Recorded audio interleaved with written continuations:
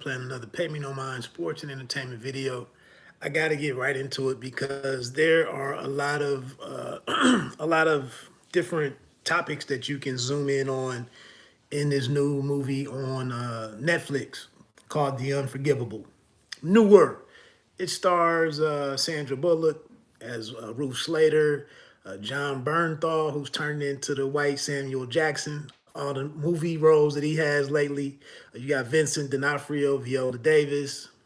Those, and then what's his name? Rob Morgan, who's done a lot of work on Netflix. Quickly, just a little side story. My father-in-law was over here for the holiday, recent holiday. And the worst thing that you can do around him is say that you haven't seen a movie because I think he almost enjoys spoiling it for you. So I don't know if I'm gonna get into the big spoiler here as I talk through some of these. Maybe by the time I get to that point, I won't feel like revealing it.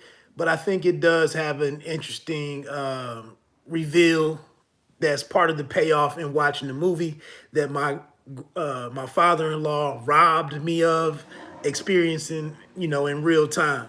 The other thing to keep in, another note to keep in mind is like right now, four of the top five grossing movies in 2021 are all MCU or comic book related. And then the fifth one is F9, which was the latest Fast and Furious installment. So this is in stark contrast to all of those types of movies that are pretty successful, in America.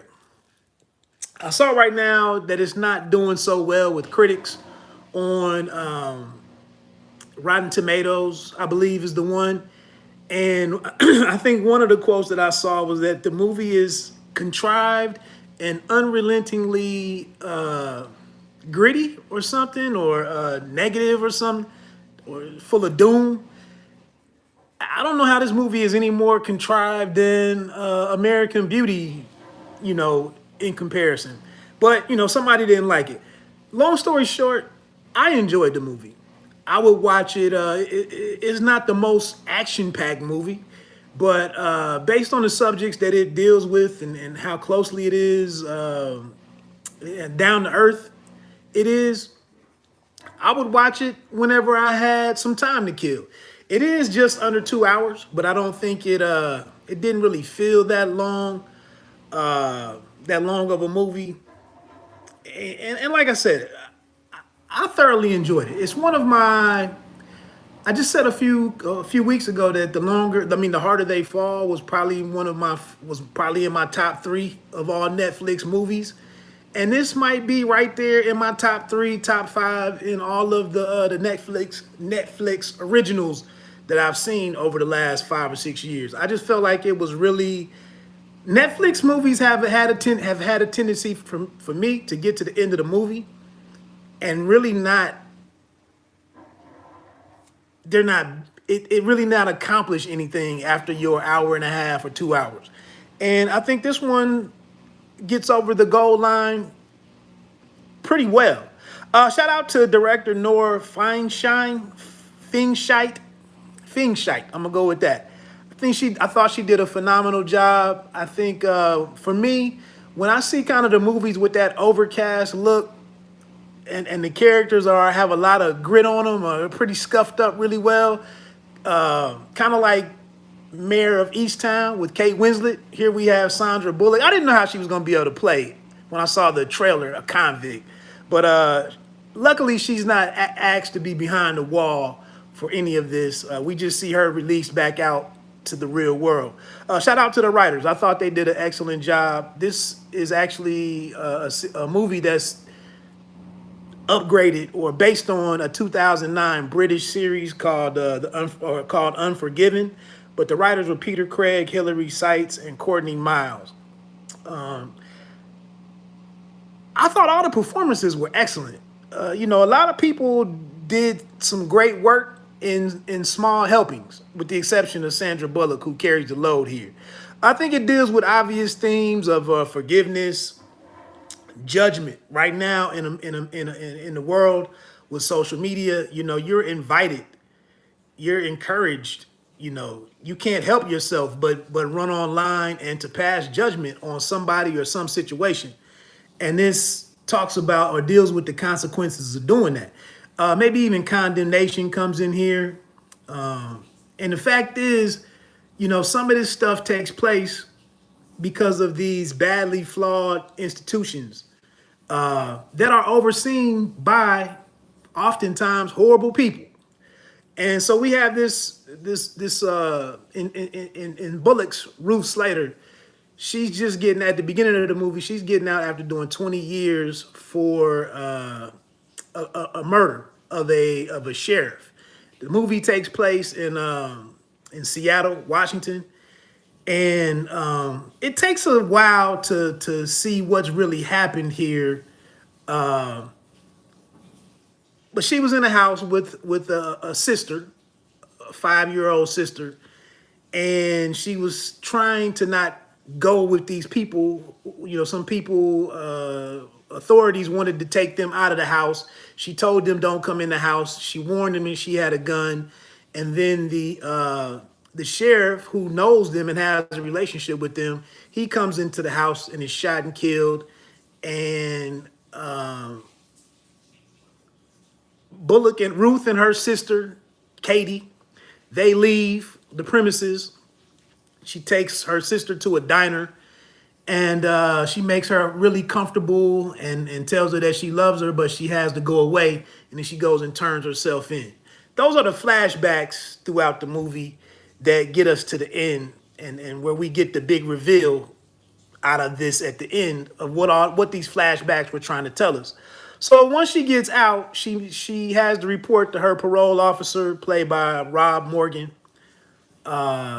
She has to get a job where she meets Blake, John Bernthal, and then she's busy trying to reconnect with her sister, who's been adopted or whatever, has foster parents, has a sister named Emily, and has been traumatized as a result of what we saw at the beginning of the movie.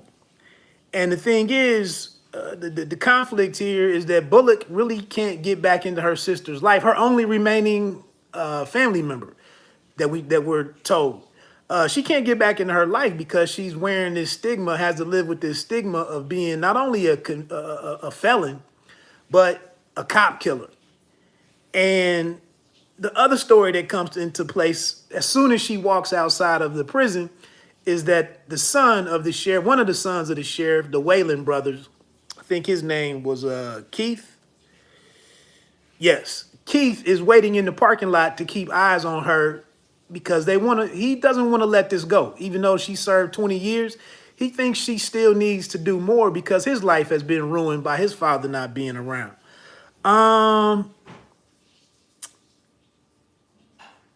of the things that at the core of this movie is this character is like asking, can anybody, are other people capable of listening to someone and hearing someone out on something despite what you may think you know about them or the circumstances that you might know of them? And like I said, with these flashbacks and going back to what happened, what landed her in prison, it's kind of interesting to look at how she conducts herself, what her behavior is, and how she's trying to she's trying to ignore how society is embracing her or not embracing her. And she's trying to stay focused on just reconnecting with her sister and being given a fair shot to reunite with the only person that could possibly love her based on them being siblings. But she runs into trouble here because after a while, she asked the question, do I have to be a convict wherever I go? And when she asked this, you kind of, if you're paying attention to the movie, you're kind of wondering what's really up with this conviction and how she ended up in jail. Is there something here that we're missing? And so I wonder here if they use these black characters, Viola Davis's Liz Ingram, who plays the wife to Vincent D'Onofrio's John Ingram, who's a corporate law attorney. But through Viola Davis and the parole officer Rob Morgan,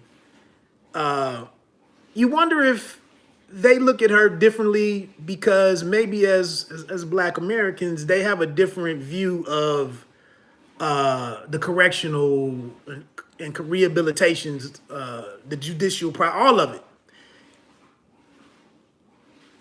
You know, maybe they just look at this and the parole officer, what's his name, Cross, Vincent Cross. They use him to have some interesting and some down to earth conversations with Ruth. You know, you're a cop killer, you're a convict, but he seems to be able to accept that she has, even though she did something super, heinous. He seems to be able to still want her to salvage the rest of her life that she can go and be.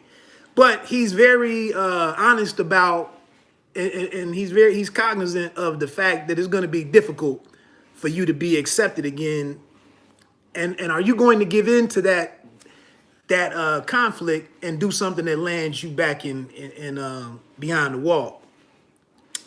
Viola Davis, we see that it's a lot of discernment in her character.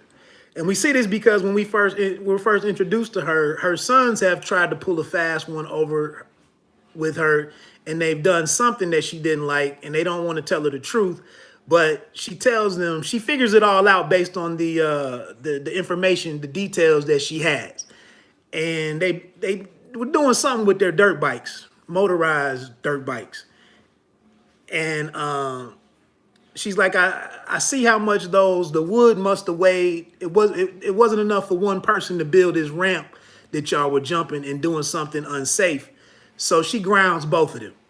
So that shows us something in that introductory scene right there that comes back at the end as Ruth has gotten closer and has really gotten to the point where she can meet her sister without the law being involved and attorneys and despite the foster parents, there's a way for her to meet her sister. So she goes to their house, which incidentally is the house that her and her sister were in 20 years ago when the original sin occurred. And she was unable to get in touch with John, who had taken on her case and tried to help her out. But Emily, the sister of Katie, has told her where she's going to be at a certain time. And she wants to know how she can go there and actually see her sister, but not endanger her freedom or, endanger their, a long-term reunion. So she goes there and encounters the sons of Viola Davis's Liz. The son goes in the house and gets her because Ruth is all distraught and rude at that moment because she really wants to get to this appointment, this rehearsal where she can actually see and talk to her sister. So Viola Davis comes outside and is confrontational. What are you doing here? She was not a fan of Ruth once she learned of who she really was and why she came to their house at the beginning of the movie. Ruth came there trying to reconnect to her past and put the pieces back together. So she comes out and they get into it. But in the course of this argument, Liz she actually hears this person who's broken and beaten down and can't take anymore and really just needs some grace, really needs some help, and really needs to see the person that she's lost 20 years, she's lost half her life to being in prison on account of this sister. And she listens to the story, she's listening to what she's saying, and then she asks her, what really happened? Spoiler alert. She tells her that in just being done with trying to fix things herself and knowing that I can't do this without some kind of intervention, some help, some allies, something has to help me. And it comes out that she in fact did not kill this sheriff. It was an accident. Her sister, while she was yelling at the people at the front door and the sheriff tried to come into the house through the basement, the 5-year-old sister took the shotgun because she heard the sheriff enter the house, and she met the sheriff down in the basement or at the steps and shot him in the face.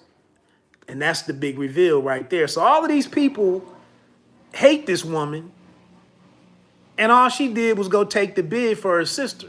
Now, what we have a quick moment here to think through, if the family really had some money and didn't have to rely on a public defender, most likely, this probably was never even a 20-year sentence.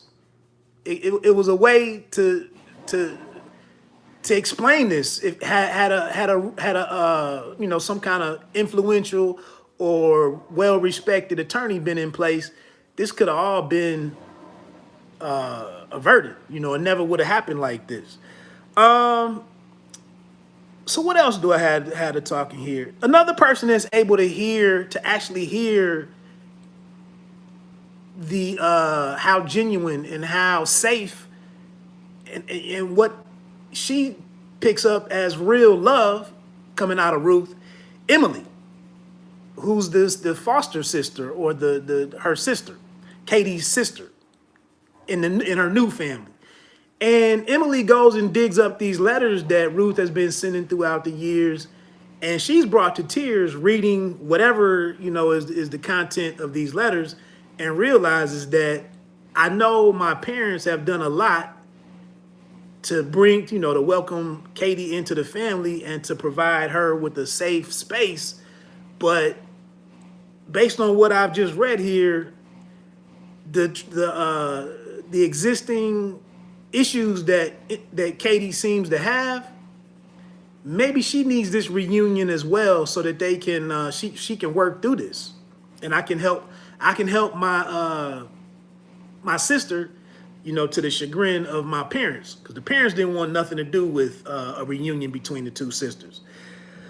So let me get ready to shut this down. When we get to at the end, the resolution of all of this is that in the meantime, the two brothers have really decided to pay back Ruth for what she did to them, for the pain that she caused them. The twist here is that the brother who was at the prison in the beginning of the movie, he actually charges up the other brother, Steve, who has a family of his own, and Steve was adamant that he didn't want nothing to do with it. He definitely didn't want to break the law to rectify the situation. He didn't want to make her pay.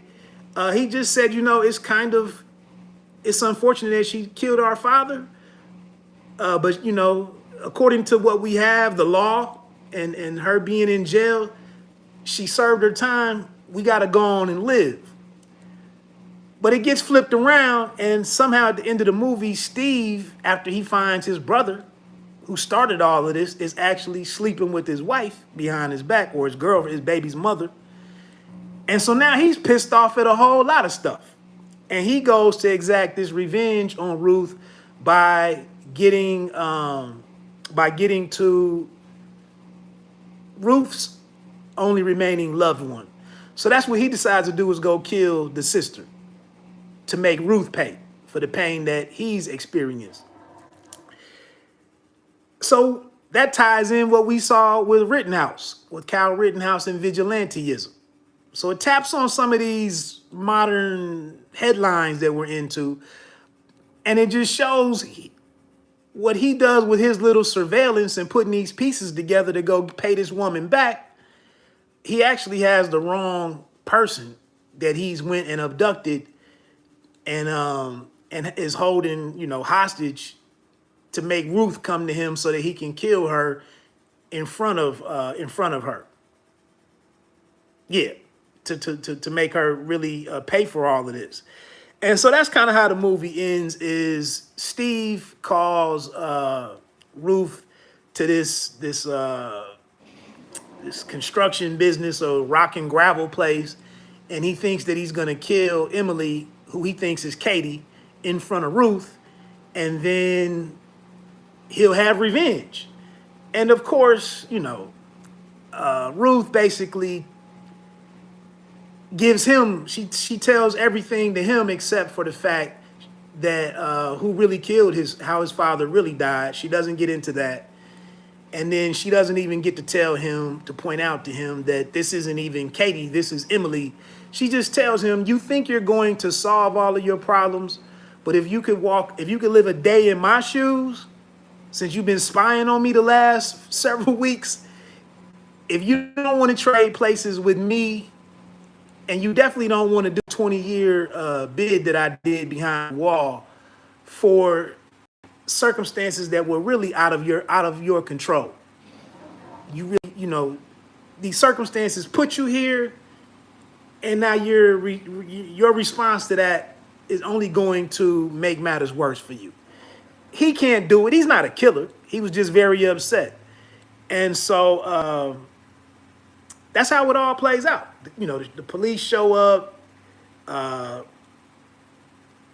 Emily's parents are there with Katie as the ambulance gets there. And then we see the movie closes with the reunion between Ruth and Katie, where Katie is thanking her sister for saving her sister. But now the events of the movie have brought them together anyway. And they have this real embrace, and we're kind of led to believe that everything's going to be as best as it can be. The other thing that was here in these last final minutes is you kind of see more of the parole officers, more of his empathy, in that he shows up to free Ruth, because they took her into custody, the police did. And he's like, get them damn cuffs off of her. This woman's been through a lot. Now he's all team, he's her biggest fan and whatnot. But he'd always been pretty fair with her, all things considered. So that's kind of the movie. Yes, I gave you the spoiler. I enjoyed the movie, man, and I would watch it again. Anytime that's the thing with Netflix. You're not going to be watching Netflix and another movie is in progress and you actually have to click on it to watch it again. But I really liked the movie, man. I thought it was done really well. Again, some pretty good performances. Was it contrived, as this critic said? You had to put the details in the movie to make the movie. So I don't know. So that's pretty much it. Pay me no mind, sports and entertainment. You don't have to be great to start, but you have to start to be great. Peace.